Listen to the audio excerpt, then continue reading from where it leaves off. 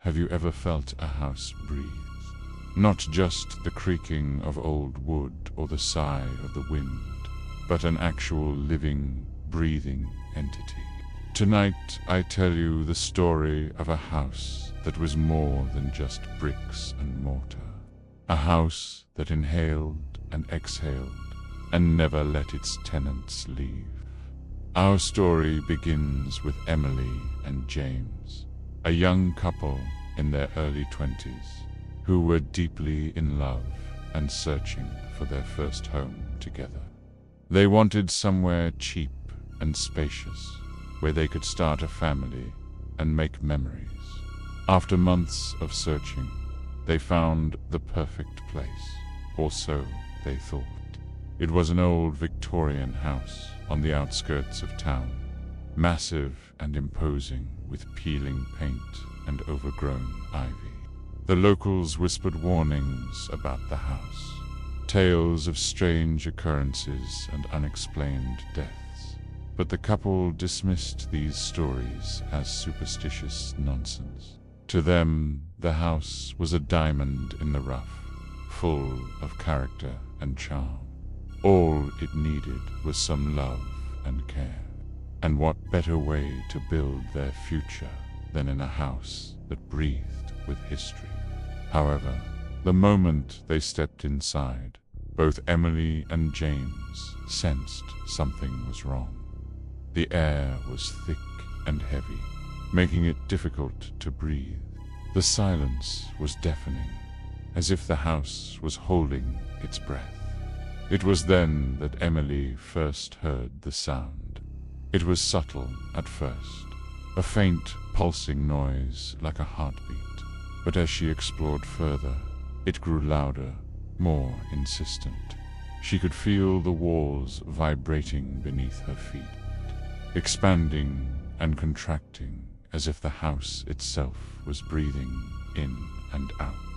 James, being the pragmatist that he was, scoffed at Emily's concerns.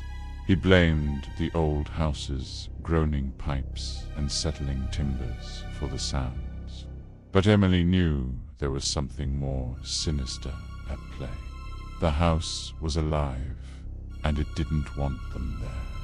Despite the unsettling atmosphere, the couple decided to move in. Maybe it was youthful arrogance, maybe naivety, or maybe a combination of both. But they refused to be deterred. They moved in, determined to make a home in this peculiar abode. The days that followed were filled with unexplainable occurrences. Doors slammed shut by themselves, shaking the very foundations of the house. Whispers echoed through the halls at night, voices that seemed to slither between the floorboards, uttering unintelligible warnings. And then there were the shadows. They first appeared at dusk, grotesque shapes that danced on the walls, twisting and contorting like tormented souls. Sometimes they took on human forms, gaunt faces peering through windows, skeletal hands reaching from behind bars. Other times they were amorphous blobs that pulsed and writhed like something alien and otherworldly.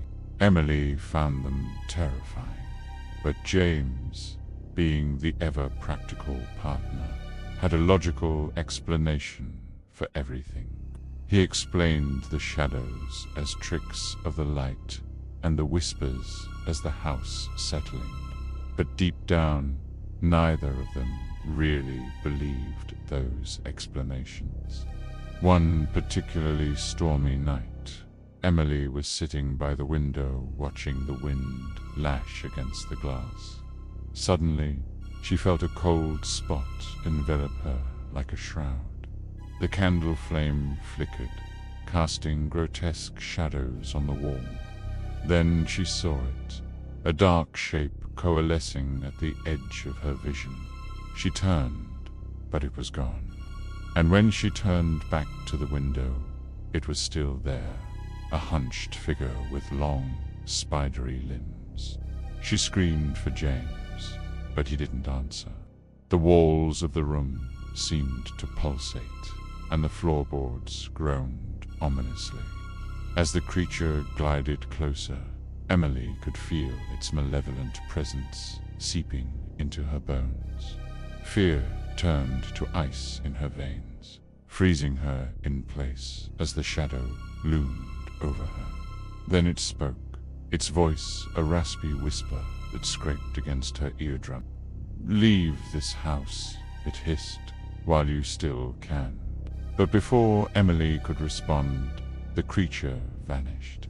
Shaken to her core, she rushed to find James, desperate for comfort, for reassurance. But he was nowhere to be found.